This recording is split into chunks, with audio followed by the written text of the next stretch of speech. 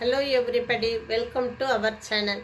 இப்போ நான் உங்களுக்கு செய்து காட்ட போகிறது என்னுடைய ஸ்டைலில் இனிப்பு சீடை எப்படி செய்யலான்னு பார்க்கலாம் வாங்க. அதுக்கு நான் இந்த கப்பில் அரை கப்பு அரிசி மாவு எடுத்திருக்கேன்.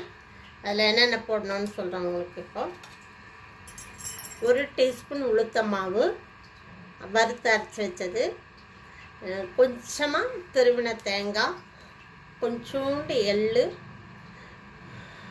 சுக்கு பவுடர் கொஞ்சம் ஆப்ஷனல் தான், விருப்பம் இருக்கவங்க போட்டுக்கலாம். சுக்கு பவுடர் கொஞ்சம், இது ஏலக்காய் பவுடர், சர்க்கரையோடு சேர்த்து அரைச்சி வச்சுருக்கேன் ஏலக்காய் பவுடர். இதெல்லாம் ஒன்றா போட்டு நம்ம கலந்துக்கலாம். அப்புறம் கொஞ்சமாக வெண்ணெய் இதையும் ஆட் பண்ணிக்கலாம். எல்லாத்தையும் ஆட் பண்ணி நல்லா கலந்துக்கலாம். எண்ணெய் கொஞ்சம் கெட்டியாக இருக்குது, கலந்துக்கலாம். இதுக்கு இந்த கப்பில் நான் அரை கப்பு மாவு எடுத்தேன். இதில் 1/4 கப்பு வெல்லம் எடுத்து அதை முழுகிற அளவு கொஞ்சமாக தண்ணி விட்டு நல்லா கொதிக்க வச்சு வடிகட்டி வச்சுருக்கேன். அதை இதில் ஆட் பண்ணி பிசைஞ்சுக்கணும். ஏன்னா இனிப்பு சீடைன்றதுனால வெல்லம் போட்டுருவேன்.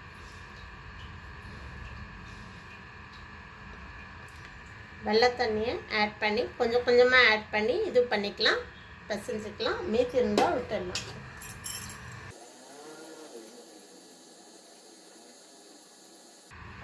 கொஞ்சம் மாற்றிக்கலாம் நினைக்கிறேன். அரிசி மாவு கடையில் வாங்கின அரிசி மாவு தான். லைட்டாக கொஞ்சம் வறுத்து வச்சுருக்கேன், அவ்வளோதான், வேறு ஒன்றும் இல்லை. இனிப்பு சீடை ஈஸியாக பண்ணலாம், நல்லா டேஸ்ட்டாக இருக்கும்.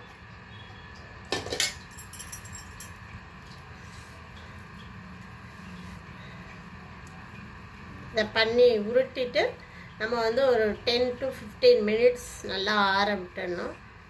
ஆற வச்சுட்டு அதுக்கப்புறம் போட்டு எடுத்தோம்னா நல்லாயிருக்கும். ஆற வச்சுட்டு அந்த ஃபேன் காற்றுல ஆறினா கொஞ்சம் இழுப்பு கம்மியாகும். அவ்வளோதான். நான் பிசையும் போதே கொஞ்சம் நல்லா பார்த்து பிசைஞ்சுக்கிறேன்.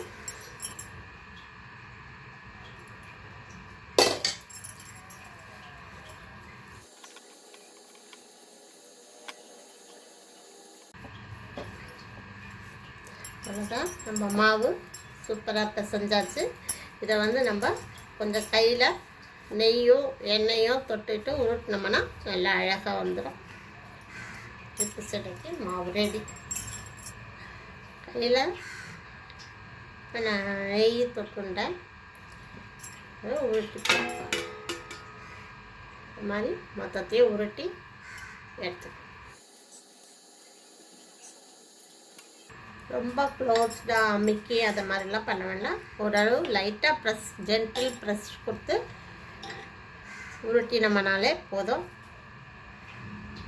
எல்லாம் உருட்டியாச்சு. இப்போ 10 நிமிஷமும் ஆயிடுத்து. நம்ம எண்ணெயை வச்சு எப்படி பொரிக்கிறதுன்னு பார்த்துடலாம். நான் காஞ்சிடுச்சு. இப்போ நம்மளுடைய இனிப்பு சீடையை போட்டு எடுத்துக்கலாம். நம்ம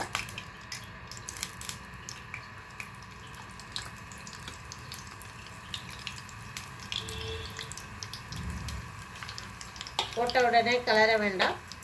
ஒரு அரை நிமிஷம், 1/2 நிமிஷத்துலேருந்து 1 நிமிஷம் வேகட்டும்.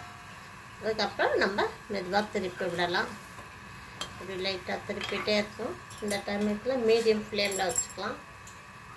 ஹையில் இருந்தால் ரொம்ப கரிஞ்சு போயிடும். மீடியம் ஃப்ளேமில் வச்சுக்கலாம். இனிப்பு சீடை பாருங்கள் எவ்வளோ அழகாக வேகும். இப்படி நல்லா இருக்கு பாருங்கள்.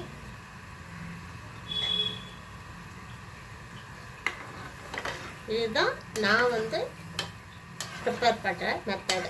என் வீட்டில் யூஸ் பண்ணுற மெத்தட் இது. ரொம்ப டேஸ்ட்டாக இருக்கும். டக்குன்னு செஞ்சுடலாம். கிருஷ்ண ஜெயந்தி, விநாயகர் சதுர்த்தி எல்லாத்துக்கும் இது மாதிரி நம்மளே செஞ்சுக்கலாம்.